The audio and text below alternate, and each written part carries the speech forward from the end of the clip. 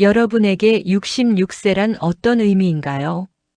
누군가에게는 평생 일궈온 삶의 터전에서 물러나 휴식을 취하는 시간일 테고, 또 누군가에게는 서서히 저물어가는 해를 바라보며 지나온 날들을 정리하는 황혼기일 것입니다. 우리는 흔히 이 나이를 무언가를 새로 시작하기엔 너무 늦은 때라고 규정짓곤 합니다.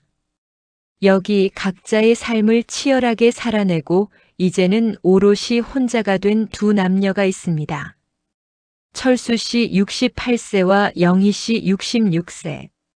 이들의 시계는 어느 순간부터 멈춰 있었습니다. 아침에 눈을 뜨면 어제와 똑같은 오늘이 반복되고 거울 속에는 낯선 노인의 얼굴이 비칩니다. 내 인생은 이대로 조용히 막을 내리는 걸까? 가슴 한구석에 휑한 바람이 불어오던 그 시기, 그들은 각자의 방 안에서 빛바랜 옛 사진첩을 넘기며 한숨 짓고 있었습니다. 하지만 인생이란 참 알 수 없는 것입니다. 가장 고요하다고 생각했던 순간에 가장 강력한 폭풍이 몰려오기도 하니까요. 오늘 이야기는 끝이라고 생각했던 지점에서 시작된 아주 특별하고 뜨거운 반란에 관한 기록입니다. 철수 씨의 하루는 정확한 루틴으로 돌아갑니다. 새벽 5시 기상 약수터 산책, 혼자 먹는 아침 식사. 평생을 성실한 가장으로 회사원으로 살아왔습니다. 5년 전 아내를 먼저 떠나보낸 후 그에게 남은 건 넓은 집의 적막함 뿐이었습니다. 자식들은 다 출가하여 1년에 서너 번 얼굴 보기도 힘듭니다. 철수 씨는 말합니다. 외로움도 습관이 되더군요. 처음엔 견디기 힘들었는데 이젠 아무렇지도 않아요. 그냥 벽이랑 대화하는 기분이랄까. 그는 거실 소파에 앉아 하루 종일 켜져 있는 TV를 멍하니 바라봅니다. 뉴스의 소음이 집안을 채우지만 그의 마음은 채워지지 않습니다. 베란다에 서서 바쁘게 움직이는 바깥 세상을 내려다볼 때면 자신만 세상의 속도에서 떨어져 나와 멈춰버린 섬처럼 느껴집니다. 그의 열정은 식어버린 재처럼 보였습니다. 적어도 그날이 오기 전까지는 말이죠. 영희 씨의 삶은 늘 누군가를 위한 삶이었습니다. 싹싹한 아내, 헌신적인 엄마 그리고 다정한 할머니. 자신의 이름 석자보다 누구 엄마로 불리는 게 익숙했던 세월이었습니다. 남편과 사별하고 자식들 뒷바라지까지 다 끝내고 나니 문득 거울 앞에 선 자신이 너무나 낯설게 느껴졌습니다. 젊은 시절 그녀의 꿈은 세계를 누비는 여행 작가였습니다. 책상 서랍 깊숙한 곳에는 20살 시절 오려둔 외국 잡지의 사진들과 낡은 세계 지도가 숨겨져 있습니다. 가끔 그 지도를 펼쳐볼 때면 가슴이 쿵 하고 내려앉습니다. 내가 너무 많은 걸 포기하고 살았구나. 자식들은 이제 편히 쉬시라고 효도 관광을 보내주겠다고 하지만 영희 씨가 원하는 건 짜여진 패키지 여행이 아니었습니다. 가슴 속에 여전히 뜨거운 불씨가 남아있다는 걸 그녀 자신조차 잊고 살았습니다. 그 불씨를 다시 지펴줄 누군가가 나타나기 전까지는요. 두 사람의 만남은 우연이었습니다. 지역 문화센터의 시니어 스마트폰 사진 강좌 첫날이었죠. 기계치였던 영애 씨가 스마트폰 조작에 애를 먹고 있을 때 옆자리에 앉았던 철수 씨가 무심한 듯 친절하게 도움의 손길을 건넸습니다. 이건 여기를 누르시면 됩니다. 짧은 대화가 오갔고 수업이 끝난 후 자판기 커피 한 잔을 나누게 되었습니다. 어색했던 첫 만남은 예상외로 긴 대화로 이어졌습니다. 서로의 배우자와 사별한 아픔, 자식들에 대한 서운함, 그리고 노년의 삶에 대한 막막함까지 60년 넘게 다른 궤적을 그려왔던 두 사람의 삶이 놀랍도록 비슷한 지점에서 공명하고 있었던 겁니다. 철수 씨는 영희 씨의 소녀 같은 웃음에, 영희 씨는 철수 씨의 듬직하고 진솔한 태도에 묘한 설렘을 느꼈습니다. 68세와 66세. 이제는 사랑이라는 단어가 사치스럽게 느껴지던 나이에 마치 첫사랑을 시작하는 소년처럼 두 사람의 심장이 다시 뛰기 시작했습니다. 그것은 기적이었습니다. 만남이 거듭될수록 두 사람은 서로에게서 가능성을 발견했습니다. 단순히 외로움을 달래주는 말동무가 아니었습니다. 철수 씨는 영애 씨를 통해 잊고 살았던 열정을 보았고, 영애 씨는 철수 씨를 통해 든든한 용기를 얻었습니다. 어느 날 늘 가던 공원 벤치에 앉아 영희 씨가 조심스럽게 말을 꺼냈습니다. 철수 씨, 우리 남은 인생, 그냥 죽는 날만 기다리면서 살아야 할까요? 저는 그러기 싫어요. 아직 해보고 싶은 게 너무 많단 말이에요. 그 말은 철수 씨의 가슴에 불을 지폈습니다. 맞아요, 영희 씨. 우리 이대로 죽을 순 없죠. 남들 눈치 보지 말고 자식들 걱정 그만하고 진짜 우리가 원하는 걸 한번 해봅시다. 그날 두 사람은 약속했습니다. 남은 생은 온전히 우리를 위해 살기로. 세상이 정해놓은 노인의 삶이 아니라 스스로 개척하는 두 번째 인생을 살기로 말입니다. 두 손을 맞잡은 그들의 눈빛은 그 어느 젊은이보다 뜨겁게 빛나고 있었습니다. 두 사람은 동네 카페에 마주 앉아 새 노트를 펼쳤습니다. 맨 앞장에 큼지막하게 썼습니다. 우리의 버킷리스트.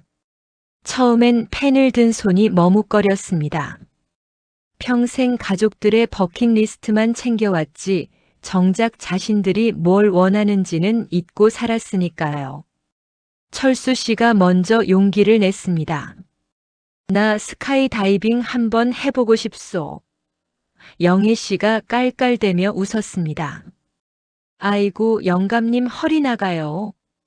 그러면서 영희 씨는 나는 외국 야시장에서 떡볶이 장사 한번 해보고 싶어요. 라고 받아칩니다.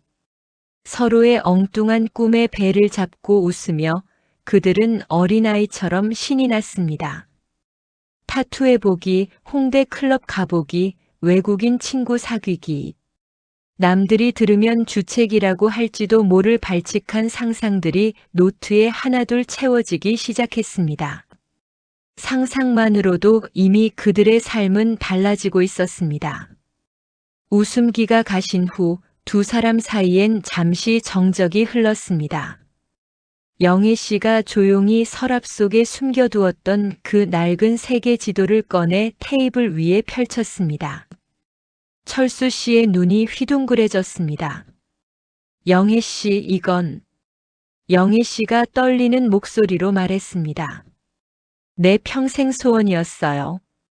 이 넓은 세상을 내 두 발로 직접 밟아보는 거요. 관광버스 타고 스쳐 지나가는 거 말고 진짜 그곳 사람들처럼 살아보는 여행이요. 철수 씨는 지도를 물끄러미 바라보다가 영희 씨의 손을 잡았습니다. 합시다, 세계 일주. 당신 꿈이 내 꿈이요. 우리 같이 떠납시다. 버킷리스트의 가장 마지막 줄, 가장 크고 위험하며 아름다운 꿈이 적혔습니다. 사랑하는 파트너와 함께 세계 일주하기. 그것은 단순한 여행 계획이 아니라 남은 인생을 건 거대한 도전장이었습니다. 예상은 했지만 가족들의 반응은 생각보다 더 격렬했습니다. 두 사람이 각자의 자녀들을 불러 모아 재혼 소식과 함께 세계 일주 계획을 발표한 날 집안은 발칵 뒤집혔습니다. 아버지, 지금 제정신이세요? 그 연세에 무슨 세계 일주예요? 그러다 객지에서 무슨 일이라도 생기시면 어쩌려고요? 영애 씨의 딸은 울먹이며 말했습니다. 엄마, 평생 고생만 하다가 이제 좀 편히 쉬셔야지. 왜 사서 고생을 하려고 해? 그리고 저 아저씨는 또 누구고? 자식들의 걱정은 당연한 것이었습니다. 그들의 눈에 비친 부모님은 보호받아야 할 약한 존재였으니까요. 쏟아지는 비난과 만류 속에서 두 사람은 잠시 흔들렸습니다. 우리가 너무 무모한 걸까? 하지만 서로의 눈을 바라본 순간 다시 한번 확신을 얻었습니다. 이것은 누구를 설득할 문제가 아니라 스스로 선택해야 할 문제라는 것을요. 그들은 자식들에게 차분하게 진심을 전하기로 했습니다. 마음은 청춘인데 몸이 따라주지 않는다는 걸 인정해야 했습니다. 세계 일주를 위해서는 강철 같은 체력이 필수였습니다. 병원 건강검진 결과는 썩 좋지 않았습니다. 철수 씨는 고혈압과 무릎 관절염, 영희 씨는 허리 디스크 초기 증상이 있었습니다. 의사 선생님은 장기 여행의 난색을 표했습니다. 하지만 포기할 수 없었죠. 그때부터 눈물겨운 몸 만들기 프로젝트가 시작되었습니다. 매일 아침 공원에서 어설픈 자세로 스쿼트를 하고 헬스장에 등록해 젊은이들 틈에서 땀을 뻘뻘 흘리며 러닝머신을 뛰었습니다. 밤이면 서로 파스를 붙여주며 끙끙 앓는 소리를 냈지만 그 고통조차 즐거웠습니다. 꿈을 위해 흘리는 땀방울은 그들을 점점 더 건강하게 그리고 젊게 만들고 있었습니다. 여행 자금 마련이라는 가장 큰 현실적 문제가 남았습니다. 연금만으로는 턱없이 부족했죠. 두 사람은 인생 최대의 결단을 내립니다. 평생 살아온 집을 줄이고 불필요한 세간살이를 모두 정리하기로 한 것입니다. 영애 씨는 시집 올 때 해온 자개장과 아끼던 그릇들을 중고상에 넘겼고 철수 씨는 베란다를 가득 채웠던 화분들과 수집품들을 떠나보냈습니다. 물건 하나하나에 깃든 추억 때문에 가슴이 아렸지만 그들은 알았습니다. 과거의 짐을 비워야 새로운 미래를 채울 수 있다는 것을요. 짐이 빠져나가고 휑해진 집 안에서 두 사람은 오히려 홀가분함을 느꼈습니다. 여보, 우리 이제 진짜 배낭 하나씩만 남았네.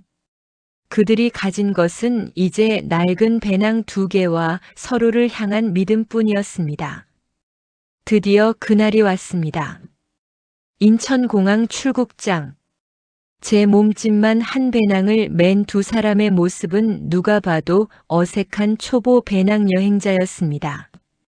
수많은 인파 속에서 그들은 서로의 손을 꼭 잡고 놓지 않았습니다. 막상 떠나려니 두려움이 엄습했습니다.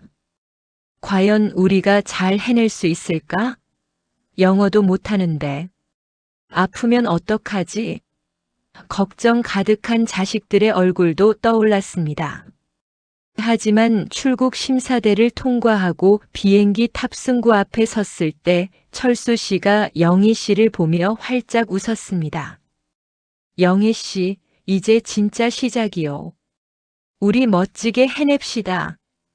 영희 씨도 마주보며 고개를 끄덕였습니다.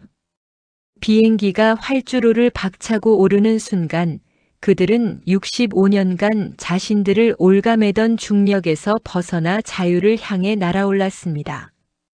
첫 번째 목적지는 태국의 방콕이었습니다. 비행기에서 내리자마자 훅 끼쳐오는 습한 공기와 낯선 향신료 냄새, 그리고 귀를 때리는 알아들을 수 없는 언어들. 모든 것이 혼란 그 자체였습니다. 스마트폰 지도를 보며 예약한 숙소를 찾아가는 것부터 난관이었습니다. 택시기사와 말이 통하지 않아 진땀을 흘렸고 겨우 도착한 게스트하우스는 사진과는 딴판으로 허름했습니다. 젊은 배낭 여행자들 틈에서 두 사람은 이방인처럼 느껴졌습니다. 첫날 밤 낯선 천장을 바라보며 영희 씨는 몰래 눈물을 훔쳤습니다. 내가 너무 욕심을 부린 걸까? 집 떠나면 고생이라더니. 하지만 옆에서 곤히 잠든 철수 씨의 얼굴을 보며 다시 마음을 다잡았습니다. 그래, 이건 우리 둘이 함께하는 모험이잖아. 이제 시작일 뿐이야. 여행은 결코 낭만만 있는 것이 아니었습니다.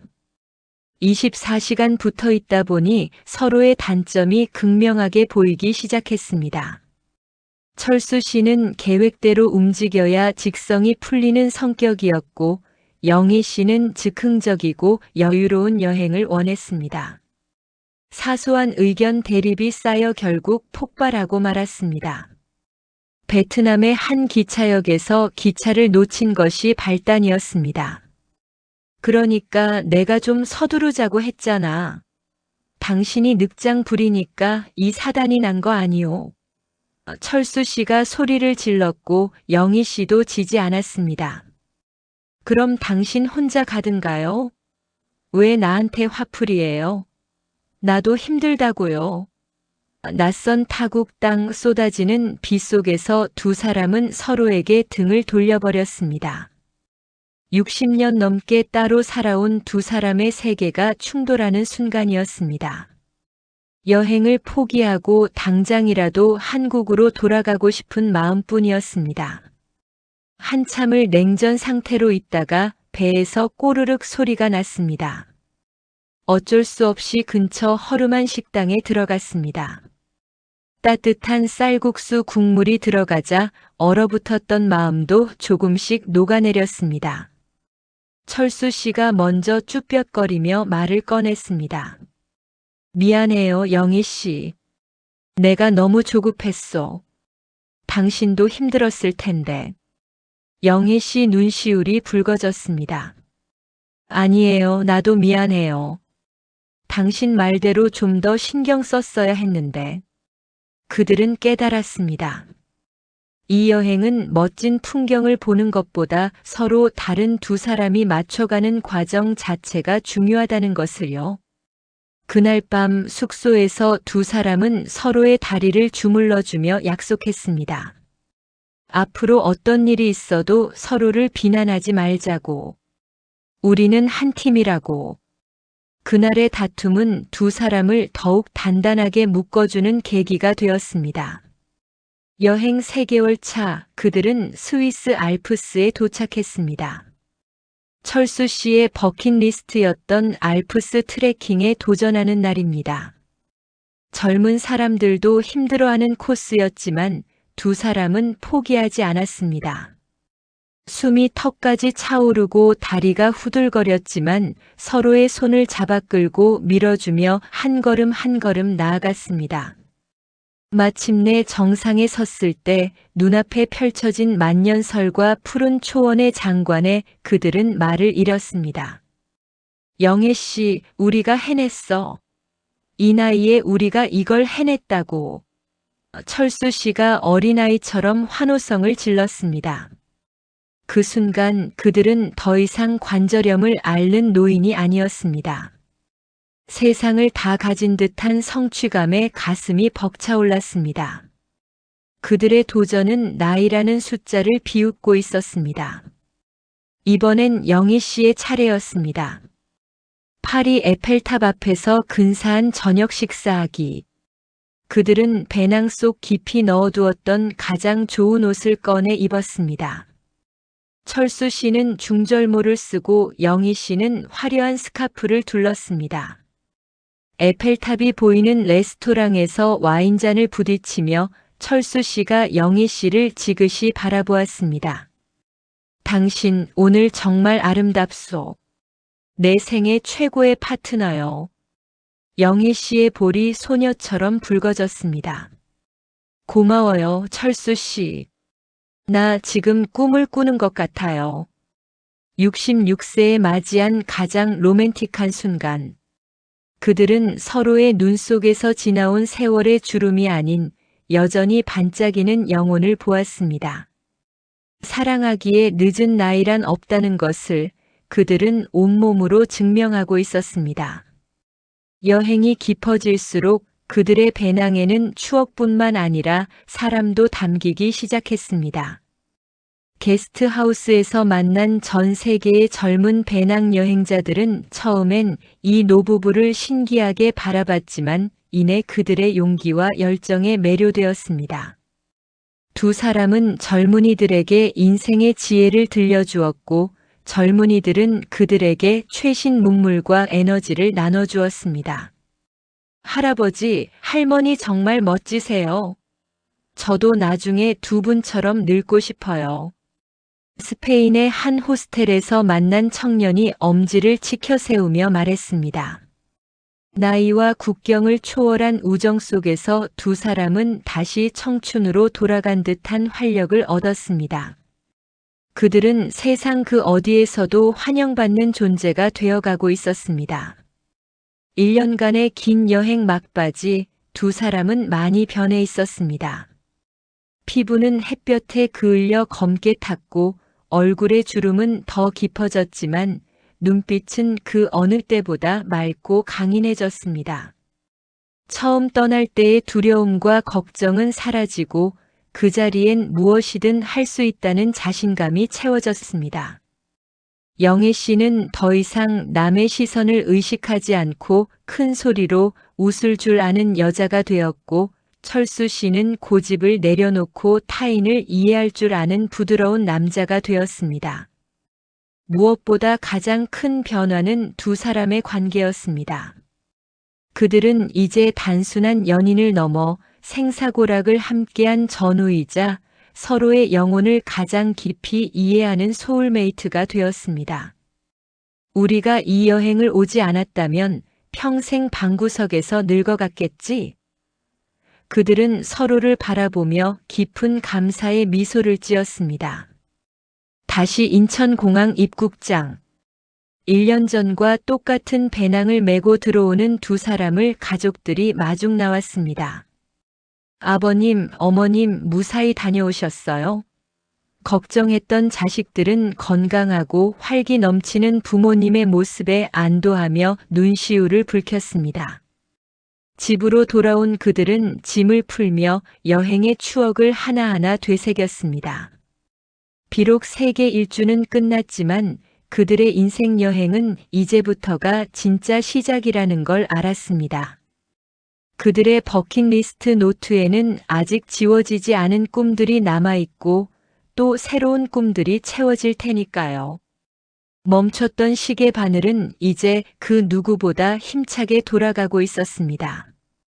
66세에 만난 두 사람의 무모했던 도전은 이렇게 막을 내렸습니다. 하지만 이들의 이야기가 우리에게 남긴 것은 단순히 여행의 기록만이 아닙니다. 그것은 나이라는 핑계 뒤에 숨어버린 우리의 용기에 대한 질문입니다. 혹시 여러분의 가슴 속에도 먼지 쌓인 꿈의 지도가 숨겨져 있지는 않나요? 나중에 언젠가라는 말로 자꾸만 미루고 있지는 않나요? 철수 씨와 영희 씨는 말합니다. 인생에서 가장 늦은 때란 없습니다. 당신의 심장이 뛰고 있는 한 지금이 바로 가장 빠른 때입니다. 오늘 당신의 버킷리스트 노트를 펼쳐보세요.